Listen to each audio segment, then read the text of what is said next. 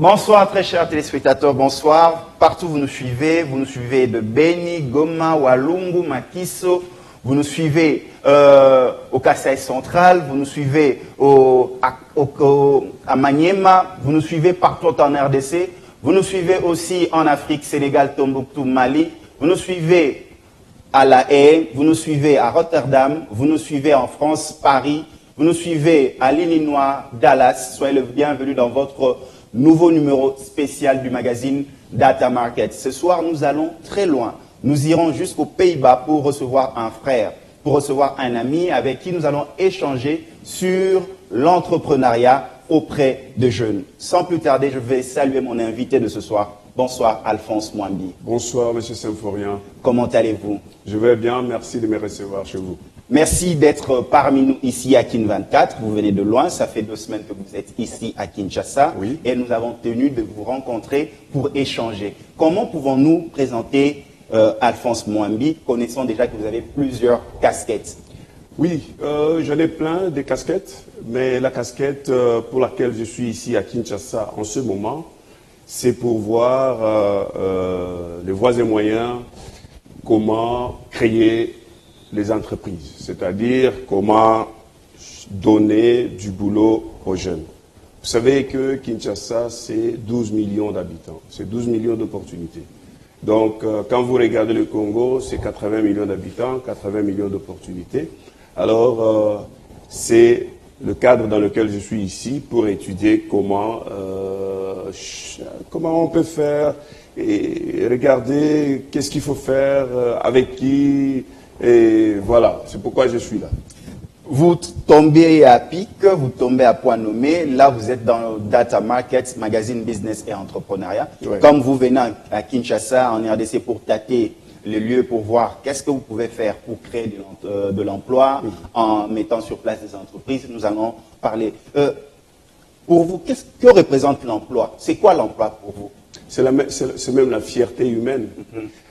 C'est-à-dire que quand vous n'avez pas d'emploi, vous êtes mendiant, vous êtes soumis à des tentatives de corruption, vous n'êtes pas stable dans la vie, vous n'êtes pas respecté dans l'environnement, la société peut vous rejeter, vous n'avez pas d'emploi. Et chez les filles, ça peut entraîner la prostitution, ça peut entraîner des choses qu'on ne peut pas désirer pour les filles. Donc c'est ça l'entrepreneuriat, mais aussi c'est le développement du pays. Parce que on peut attendre tout du politique, mais l'entrepreneuriat, les affaires peuvent accompagner la politique. Voilà, c'est ça le sens. Donc, selon vous, l'emploi, c'est la dignité même de l'homme. Ah, mais bien sûr, si vous n'avez pas d'emploi, qu'est-ce qu'on va faire? Et est-ce que vous allez chaque fois demander, donnez-moi ceci, donnez-moi cela? Et celui-là, à qui vous demandez? Lui, il a été créé avec 3-4 têtes? Non. Donc, c'est-à-dire que tout le monde, que tu sois petit, grand, même les handicapés, il y a toujours moyen de créer des emplois appropriés pour tout le monde. Alphonse Mwambi, vous venez de la Hollande, vous êtes ici à Kinshasa, vous essayez de voir les voies et moyens pour créer des entreprises, aider nos frères et sœurs. Mais avant cela, la formation, la qualité de l'emploi, parce que je vois, selon votre vision, c'est l'emploi d'où vous venez avec ce standard ou bien vous allez vous adapter par rapport au vécu congolais, par rapport au niveau... Non, il n'y a pas question de s'adapter. Il y a question d'adapter les choses. C'est-à-dire que quand vous regardez le Congo, vous regardez Kinshasa, c'est un chantier total. C'est-à-dire que si vous êtes aux Pays-Bas, vous êtes à Paris, vous êtes aux États-Unis, vous allez trouver que tout est déjà fait. Mais quand vous arrivez au Congo, vous voyez l'état du pays, vous vous dites, ah, il y a 2 choses. Hein. Vous pouvez vous dire, oh, mais ce pays, ça ne va pas, mais ce pays, c'est à terre, ce pays est en faillite. Mais vous pouvez aussi vous dire, oh, mais je vois là des opportunités. Parce que ça, ce n'est pas fait, ça, ce n'est pas fait, ça, ce n'est pas fait. Et je vais faire pour que cela soit fait. Et ça commence. C'est ça l'esprit des entrepreneurs. Donc, ça commence là. Vous voyez, et ça ne demande pas beaucoup de choses. C'est un état d'esprit. Vous dites, je vais créer ça et vous allez le faire. Bon, allez, Alphonse Mambi, nous commençons par le début. Par quoi vous allez commencer? Parce que vous avez dit, là où il y a des problèmes, il y a des opportunités qui apparaissent pour un entrepreneur. Tout à fait. Vous, dans votre vision d'entrepreneur, qu'est-ce que vous voyez? Je suis un catalyseur. Voilà. C'est-à-dire que moi, je ne viens pas ici, bon voilà, j'ouvre une entreprise, je prends 2 personnes ou 100 personnes. Non, je viens inventariser les opportunités. Voilà. Alors, les opportunités, c'est quoi? Ça peut être dans la pêche, ça peut être dans les infrastructures, ça peut être tout. Alors, il y a des investisseurs. Ces investisseurs, on peut les trouver ici, au Congo, comme à l'étranger. Alors, il y a un petit problème sur la réputation même du Congo, parce que la plupart des investisseurs attendent que la situation politique puisse être propice. Hein, vous savez qu'il y a des élections et tout. Alors, tout le monde attend. Et quand vous dites Congo, on dit non, non, non, non, il ne faut pas aller là-bas, il y a Ebola, il y a ceci, il y a cela. Mais on sait que le Congo existe et existera toujours. C'est-à-dire que c'est le moment de trouver les opportunités et de les présenter auprès des investisseurs qui peuvent être même du Congo. Il y a des Congolais qui sont des millionnaires. Qu'est-ce qu'ils font avec leur argent? Ils investissent où? Dans des voitures, dans des maisons. Mais il y a plein, il y a des petites usines qu'on peut créer. Il y a des investisseurs ailleurs qui sont prêts pour descendre sur le Congo pour des raisons que je viens d'évoquer. Ils attendent encore, mais nous, on est là pour les motiver et les amener ici. Mais en même temps, la qualité de la formation, il y a beaucoup de gens qui ont étudié, de jeunes qui ont étudié ici, mais qui n'ont pas d'opportunités, hein, qui ne savent pas comment créer eux-mêmes les opportunités. Ces jeunes-là, nous pourrons aussi les former pour dépasser, pour avoir une formation qui va permettre à ce qu'ils puissent avoir de l'emploi, soit ici, soit à l'international, mais surtout ici sur place. Oui, Alphonse Mwambi, des jeunes qui nous suivent à Makiso, qui nous suivent à Bongandanga, qui nous suivent même à Kinshasa, dans les communes, mais ils posent dans leur tête ça trotte. Concrètement, Alphonse va commencer par où, par exemple? Il va commencer par l'agrobusiness. Je vais commencer par leur dire que non, là où ils se trouvent, c'est là où il y a les opportunités. Par exemple, si tu es à Bongandanga, c'est quoi Bongandanga? C'est là, il y a des plantages, il y a beaucoup d'opportunités, il y a des chèvres, il y a des choses à faire. Si vous êtes à Bongandanga, vous avez une ferme, vous plantez les affaires là-bas. Hein? Vous les amenez dans des hôtels ici, les gens vont acheter. Il ne faut pas quitter Bongandanga, dire voilà, je vais habiter à Kinshasa et je vais cirer les chaussures. Vous voyez? Donc Bongandanga, c'est là où il y a de l'argent. Vous pouvez planter les choses là-bas, la banane, vous l'amenez ici, c'est déjà de l'argent. Mais déjà, ces jeunes vont vous poser un problème, ils n'ont pas de moyens pour monter des structures. Justement. Ils n'ont pas de moyens pour faire acheminer leurs produits de lieu de récolte jusqu'à l'espace de production. Comment ils font? Ils font comment? Oui, d'abord, il faut faire avec les moyens de bord, les moyens que les jeunes ont. Il faut enlever dans sa tête des barrières. Hein, parce que je vois des jeunes gens qui ont fini leur bac plus 3 à l'université, et puis ils sont là, ils attendent. Vous attendez quoi? Ils ne savent pas comment solliciter, ils ne savent pas aller frapper dans les entreprises pour savoir, voilà, est-ce que je peux avoir du boulot? Ils ne savent pas défendre leurs compétences. Donc, ce que nous allons faire en première analyse, c'est donner d'abord la confiance en soi-même. Hein, que l'on soit capable de créer et de s'assumer soi-même. Et voilà, on peut toujours traverser la rue et trouver quelque chose, et créer, si on n'a pas trouvé quelque chose d'autre. Donc, Alphonse propose une formation d'abord. La formation... Renforcement de capacité.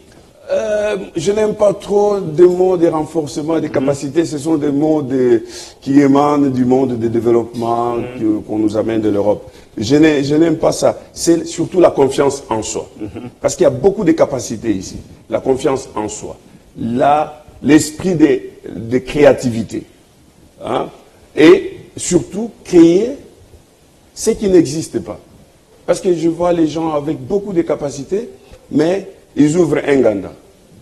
Parce que tout le monde a un ganda, tout le monde boit de la bière, et là, ça peut faire de l'argent tout de suite. Non, je pense que si on a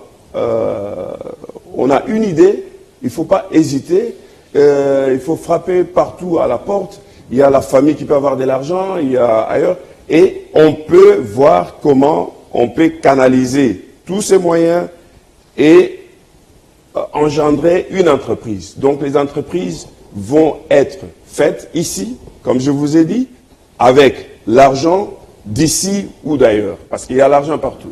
Alphonse, nous allons un peu, parce que vous revenez, vous vivez en Hollande, c'est là où vous résidez, famille, vous travaillez là-bas aussi. Oui. Parlez-nous de l'esprit entrepreneurial de jeunes là-bas. Comment ça se passe? Bon, d'abord, la Hollande, je vais dire, c'est un pays des entrepreneurs. Donc le pays, l'état d'esprit hollandais, c'est un état d'esprit d'entrepreneurs. Ce sont eux qui ont commencé avec les grands multinationales, donc les VOC. Donc c'était un grand bateau, ils allaient partout dans les Indes pour acheminer les épices. Alors, donc le jeune Hollandais, il est déjà à l'âge de 6 ans, il est initié à l'entrepreneuriat. Par exemple, j'ai une fille qui a maintenant 14 ans, et quand elle était petite, elle prenait de jus, elle mettait devant la porte, et elle vendait pour quelques cents, un petit verre. Donc, elle ne vend pas pour avoir de l'argent, mais elle vend pour avoir cet esprit-là. Et les gens qui achètent, n'achètent pas parce qu'ils ont besoin d'acheter, mais ils achètent pour faire plaisir à cet enfant et l'encourager. À faire grandir son esprit entrepreneurial. Voilà, surtout. Et quand tu commences avec un entrepreneuriat, par exemple, bon, ma fille, en ce moment-là, elle faisait ça avec un message. Je vends ces sirops ou bien ces jus parce que mon père va aller dans 2 semaines à Kinshasa et je voudrais qu'avec cet argent, je puisse donner à quelqu'un à Kinshasa un enfant qui peut aller à l'école avec. Tu vois, c'est le message qui fait vendre le jus. Ce n'est pas le jus en soi. Donc là, c'est ma fille qui a cette philosophie-là. Mais ici, on peut avoir plusieurs philosophies avec laquelle on peut vendre son produit. Donc, alors, ça, c'est par rapport à ma fille. Alors, l'entrepreneuriat en soi, il y a beaucoup de sociétés hollandaises qui commencent comme ça. Et c'est un état d'esprit. Tu te dis, bon, voilà, qu'est-ce que je fais? 60% des gens qui travaillent là-bas ne travaillent pas pour leur diplôme. Tu as étudié, tu es mathématicien, tu vas donner cours, ça c'est standard. Mais 60% de ces gens qui ont fini leurs études, ils ne font pas dans leur branche. Alors, ils entreprennent. Alors, quand tu commences une entreprise, tu commences d'abord avec un business plan. Et quand tu as le business plan c'est quoi? Tu te dis, bon, qu'est-ce que je vais faire? Ça c'est d'abord, comment je vais le faire, où je vais le faire, avec qui je vais le faire. Tu te convaincs d'abord toi-même, et puis tu mets ça sur papier, et si besoin, si tu n'as pas de possibilité, tu peux voir la banque. Tu vois, voilà, j'ai mon idée, je vais commencer une plantation à Bongandanga, je vais faire autant de bananes par année, et je vais les exporter à Memling, à Kinshasa. Et vous, la banque, vous me garantissez, nous allons parler avec Memling, ils vont prendre autant de bananes par année, et vous avez l'argent en retour. Est-ce que ce n'est pas beau comme plan? Voilà, donc il ne faut pas attendre tout qui doit nous venir d'ailleurs. On peut le faire ici sur place. Parce que, qu'est-ce qui se passe? Le Memling, il a la garantie que non, il y a une banque qui est derrière ce monsieur, et la banque a la garantie que non, même ligne est là pour acheter la banane, et par année, ils peuvent avoir autant de bananes, et comme ça, moi, j'ai mon argent que j'ai investi dans ce monsieur qui est à Bongandanga. Voilà, c'est comme ça que l'entrepreneuriat se passe là-bas. Alphonse Mwambi, je vous ai suivi attentivement, mais beaucoup de jeunes doutent. Ils disent, là, ce sont des principes, commerciaux standards qui marchent peut-être à Rotterdam, mais à Bongandanga, ça ne va pas marcher. Pourquoi? Parce que quelles sont ces banques qui empruntent aux jeunes? Oui. Quelles sont ces banques qui accompagnent? Alors, ça sera notre rôle. Ça sera notre rôle. Il ne faudrait pas que des Alphonse Mwambi viennent avec leur notoriété, avec leur capacité, parler de nous à des banques pour dire aux banques, voilà, moi je suis là, je ne sais pas, caution morale ou quoi, pour accompagner.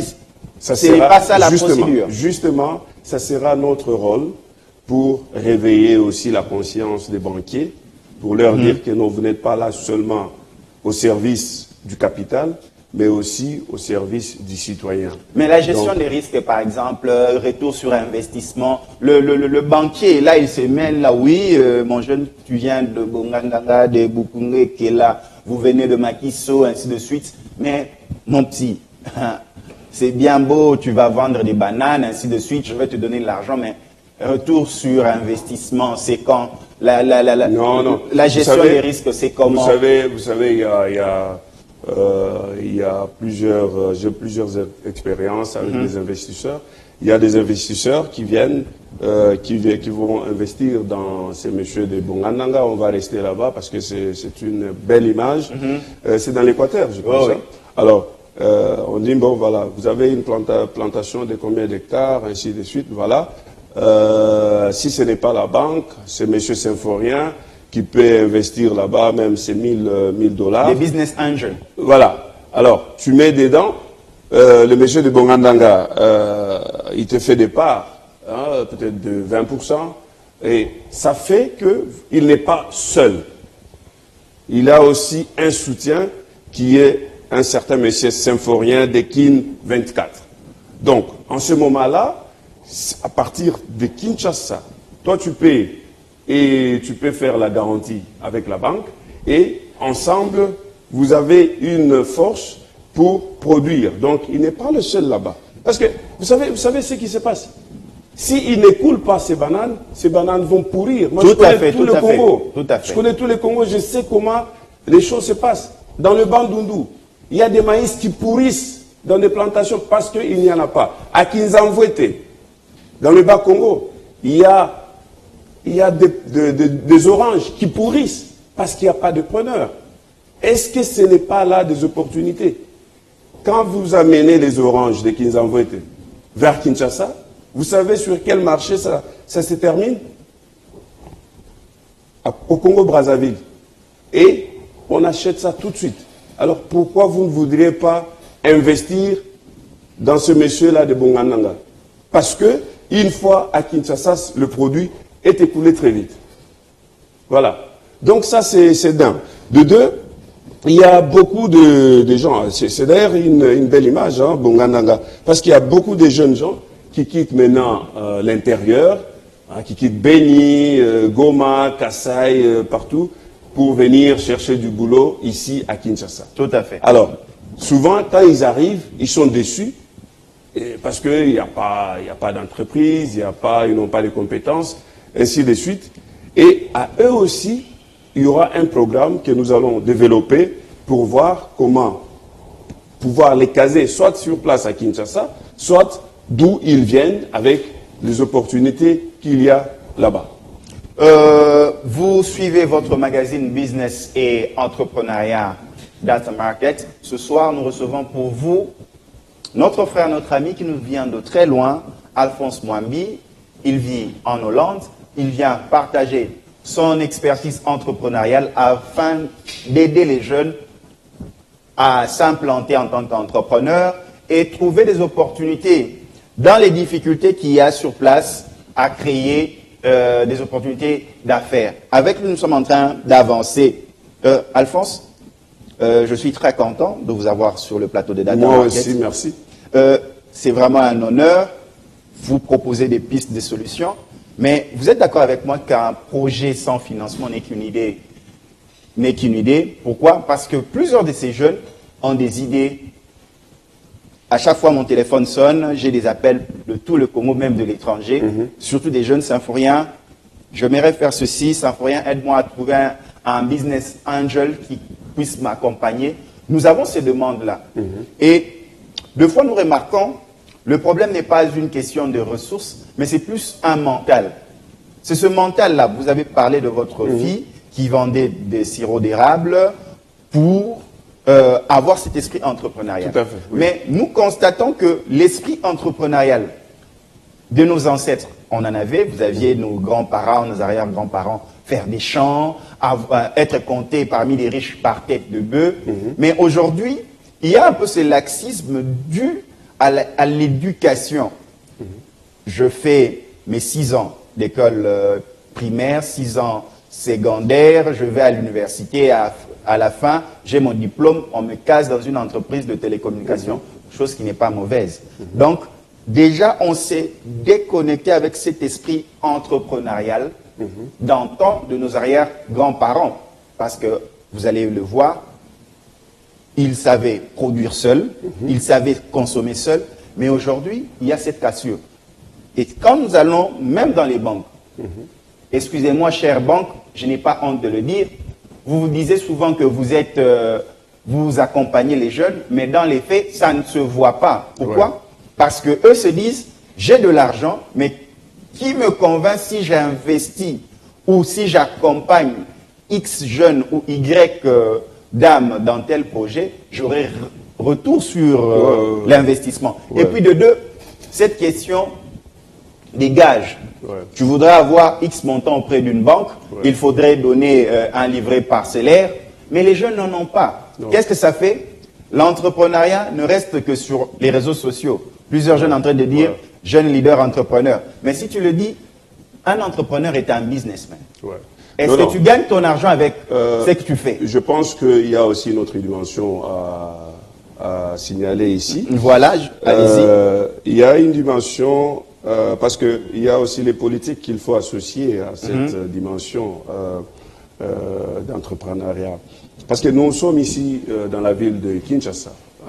Nous avons, il y a André Kimbuta qui est le gouverneur de cette ville de Kinshasa. Ce n'est pas aberrant de les rencontrer, moi personnellement, de demander, voilà, c'est comment votre politique de création d'emplois pour les jeunes aujourd'hui. Et si vous me montrez, voilà, comment vous créez de l'emploi pour la jeunesse, combien de jeunes, et ensemble, on peut monter un start-up où on peut avoir, par exemple, 500 jeunes par année à qui on peut donner de l'emploi. C'est-à-dire qu'il y a et l'apport du politique qui va faire la garantie des banques ou même financé par le gouverneur lui-même parce qu'il est le gouverneur de la ville de Kinshasa. Et après, le gouverneur peut être, avec ses moyens, le garant auprès de la banque et ainsi de suite.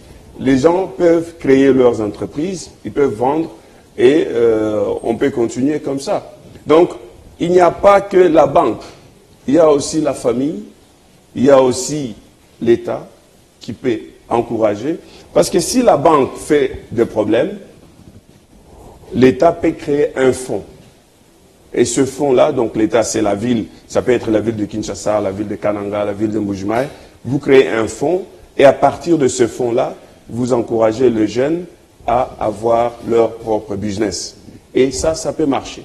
Et si ça ne marche pas au niveau, si ça commence au niveau national, à partir de la diaspora, il y a aussi beaucoup de gens, de membres de la diaspora congolaise, qui peuvent aussi soutenir ce genre d'initiatives. Mais il y a aussi d'autres organismes internationaux qui peuvent soutenir, mais surtout les investisseurs. Voilà. Donc, dans votre panel de stratégie, vous impliquez même les autorités administratives, Bien sûr. administratives et politiques. Bien sûr. Vous avez cité, par exemple, vous avez donné un exemple du gouverneur de la ville de Kinshasa, Ouais. André Kimbuta. Vous avez aussi proposé une politique par rapport à la création d'emplois émanant du pouvoir public. Vous avez aussi parlé de la diaspora qui pourrait accompagner, par exemple, comme ça se fait avec des mutuelles de santé. Quelqu'un qui est malade ici, mais il y a des gens qui s'organisent au niveau de la diaspora pour financer les soins sous forme de mutuelles de santé. Ouais. Ce sont des possibilités, mais ça aussi, ça peut se transformer en entrepreneuriat. Donc on ne va pas continuer à soutenir des gens pour la santé, et ainsi de suite. Non, on peut créer une entreprise d'assurance. Vous vous assurez quand votre maman est malade et vous n'avez pas besoin de téléphoner qui que ce soit pour venir l'amener à l'hôpital. Mais non, vous vous êtes assuré, vous payez quelque chose par mois. Et après, quand votre maman est malade ou votre papa est malade, on peut les soigner par rapport à votre contribution. Donc vous n'avez pas de souci par rapport à ça. Depuis vos 10 semaines que vous êtes ici à Kinshasa, vous avez déjà rencontré des jeunes, parlé avec eux? Oh mais bien sûr. Nous avons travaillé, j'ai un bureau sur Batetela et nous avons travaillé, j'ai eu beaucoup d'idées parce que pour moi, pour le moment, ce n'est pas de dire ce qu'il faut faire, mais c'est d'écouter ce qu'il y a comme besoin, mais pas seulement besoin, parce que les gens sont plus dans les besoins. Or, ils peuvent plus donner. Donc, quand tu es prêt pour donner, tu vas beaucoup plus recevoir, quoi. Donc, moi, j'ai eu beaucoup d'idées émanant de jeunes et qui sont fantastiques. Et là, les jeunes, vous les recevez dans quel cadre? Une ONG, une structure? Non, ou pas du tout, pas du tout, occasionnellement? pas du tout. Il faut oublier un peu les histoires des ONG et structures. Il faut prendre une décision.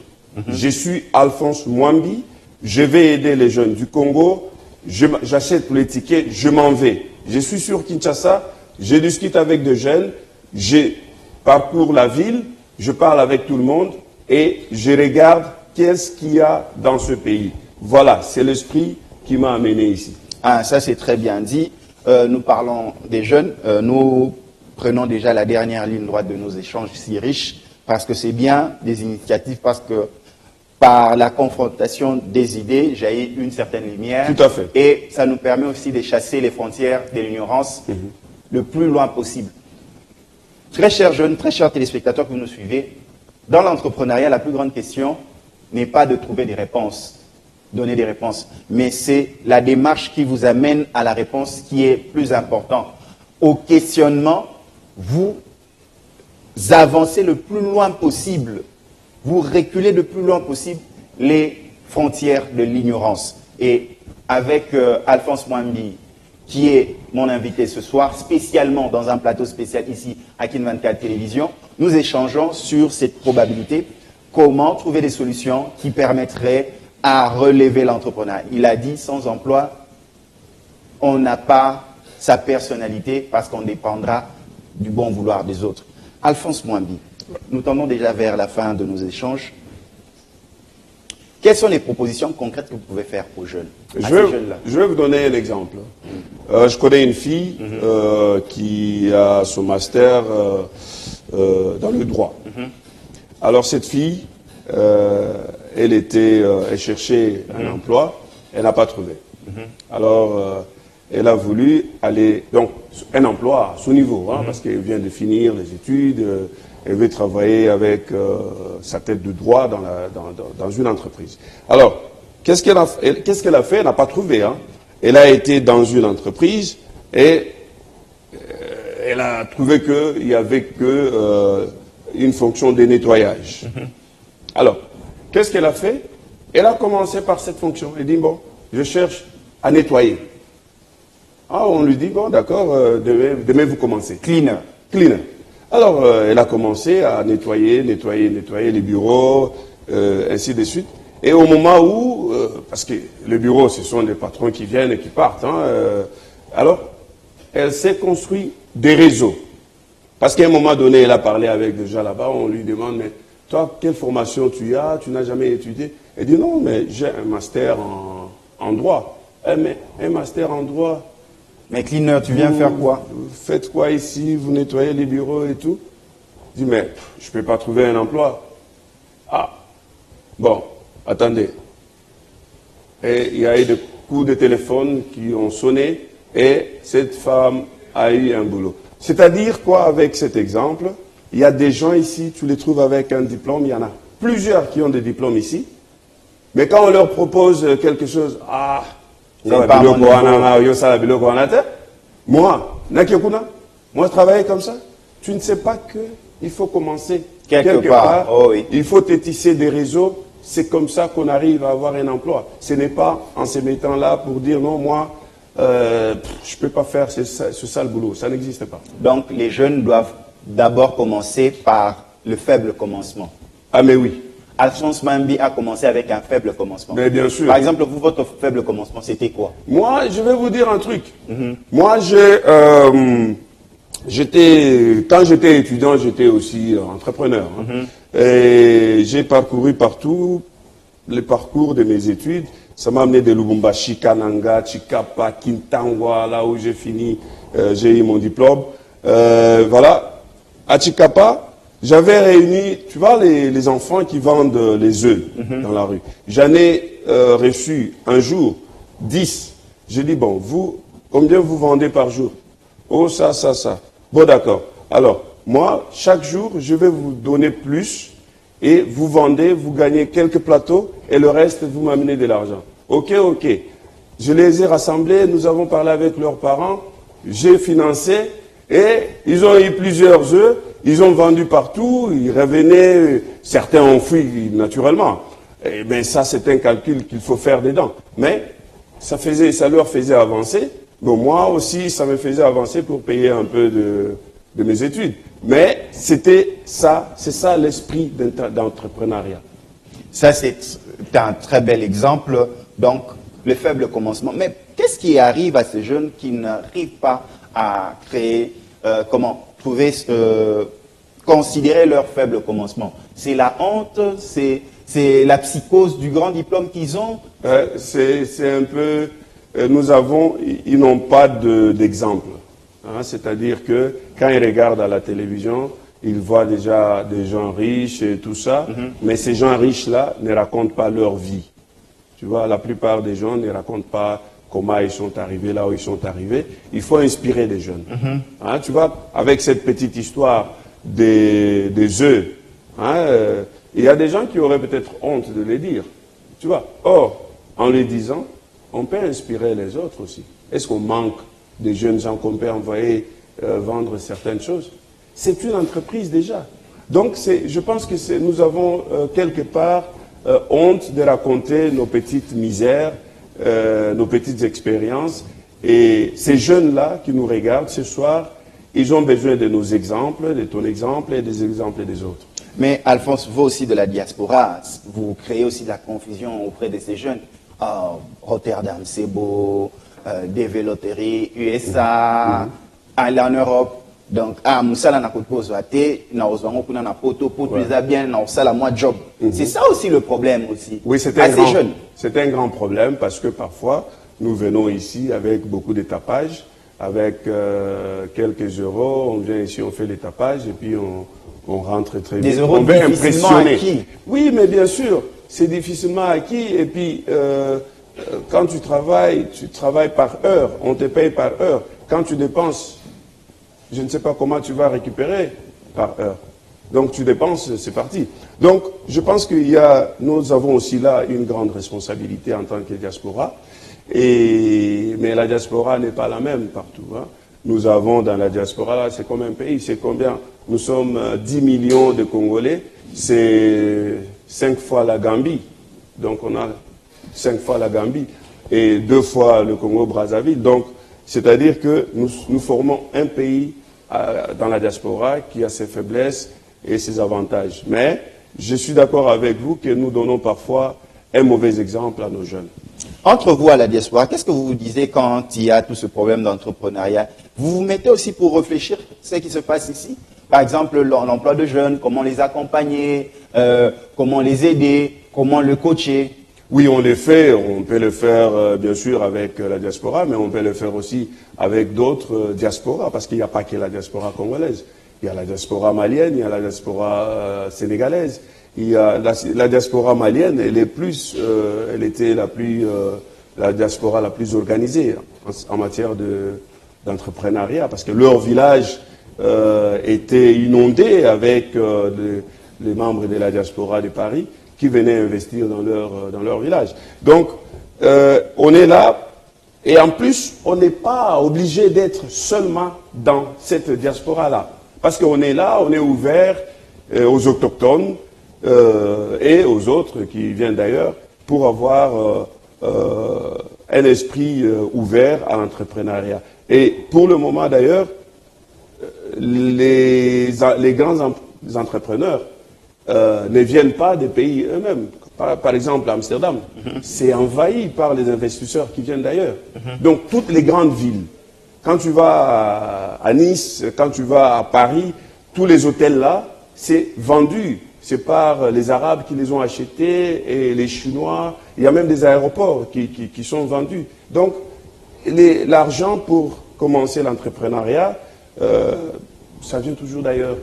Alphonse, c'est quoi un modèle de réussite? Quand on parle de réussite, beaucoup de ces jeunes veulent comprendre. Quand on dit qu'on a réussi, c'est quoi un modèle de réussite en entrepreneuriat? Bon, un modèle de réussite, moi je peux penser que c'est que quand tu as créé quelque chose, tu vas se développer et tu vois les résultats. C'est-à-dire que même si ça ne paye pas beaucoup, tu te dis, ah, c'est moi le créateur de ceci. Tu vois même quand on passe ici devant, on peut voir les plantes ici que l'on vend. Donc, alors, quand toutes ces plantes-là, tu arrives à les faire loger dans chaque maison de Gombe, tu peux te dire, allez-y voir partout dans Gombe, il y a une de mes plantes, une de mes fleurs. C'est ça ma réussite. Donc, ce n'est pas seulement être riche en argent, en dollars, mais c'est aussi être riche en appréciation. Quand tu sais que non, on m'apprécie quelque part pour mon travail. Il y a aussi un problème, l'entrepreneuriat féminin. La femme, elle n'est pas assez représentative dans tout ce qui est entrepreneuriat. Mais qu'est-ce que vous pouvez porter comme message? Parce qu'en Europe, vous avez pris l'exemple de votre fille, elle entreprend. Comment développer l'initiative entrepreneuriale venant de la femme? Il faut casser cet esprit. D'ailleurs, je ne suis même pas d'accord avec vous, parce que l'entrepreneuriat ici, c'est nos mamans qui sont les championnes de ça. Naturellement, en famille, mais en tant que chef d'entreprise, ça bloque. Oui, mais bon, voilà. En tant que chef d'entreprise, c'est une grande concurrence. Alors, il y a lieu que les hommes puissent aussi, petit à petit, céder quelques places aux femmes pour que la femme africaine puisse émerger. Et il y a des compétences ici qui chôment pour rien. Et les femmes, ce sont des grandes ambassadrices de l'entrepreneuriat au monde. Et ce que je voudrais aussi signaler par rapport à ça, l'entrepreneuriat, nous sommes dans un monde qui est déjà ouvert. Donc, quand vous pensez entrepreneuriat, pensez aussi mondialisation. Parce que c'est en commençant petit que vous allez, avec l'exemple de la banane que j'ai donné, vous pouvez, en Bongandanga, vous pouvez l'exporter vers Kinshasa, mais vous pouvez aussi l'exporter vers Rotterdam, comme vous venez de le dire.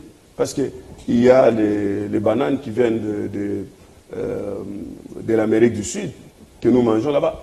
En Europe, il n'y a ni banane qui pousse, il n'y a ni mangue qui pousse, il n'y a pas des oranges, il n'y a pas des citrons. Donc tout vient d'ailleurs. Et nous, on en a ici. Donc ça peut aller partout. Pensons aussi mondialisation, mais commençons par Bongandanga. Alphonse, vraiment, dans quelques minutes, nous prenons fin dans notre entretien. Un message. Vous regardez la caméra à ces jeunes. Ouais. Vous transmettez un message d'espoir à ces jeunes que rien n'est encore perdu. Ils ont toutes ces chances dans leurs mains pour devenir grands demain. La caméra, elle est où? Vous pouvez prendre n'importe quelle caméra. Donc voilà. Oui. Donc les jeunes, il ne faut pas décourager. Soyez sûrs de vous, vous êtes beau, vous êtes belle, et dites-vous, je vais réussir. question tout simplement de développer vos idées. Et si vous n'en avez pas le talent, demandez aux autres et vous pouvez toujours réussir. Voilà. Et on est là pour vous aider. Et si on veut vous contacter à Kinshasa, il y a des jeunes, parce que ce sont des questions qui, à chaque fois, nos numéros de téléphone explosent. Comment vous contacter ici à Kinshasa quand vous êtes encore ici? Oh, je pense que je ne vais pas donner mon numéro de téléphone parce que je vais avoir 1 million de jeunes par jour. Je ne sais pas comment les recevoir. Mais ils peuvent passer par Kin24, par Symphorien, et qui va, bien sûr, créer un rendez-vous entre nous. C'est pas grave. C'est une bonne chose d'ailleurs. Et là, la famille, elle se porte bien? Oui, la famille se porte très bien, merci. Et il y a aussi des problèmes d'entrepreneuriat dans la famille, donc ça va, ça marche. Vous avez aimé être à notre compagnie ici, dans ce plateau spécial de Data Market? Je suis très content de vos questions, très content de votre temps et de toute l'équipe derrière les caméras. Et ça ne sera pas, j'espère, la dernière fois. Très très bien.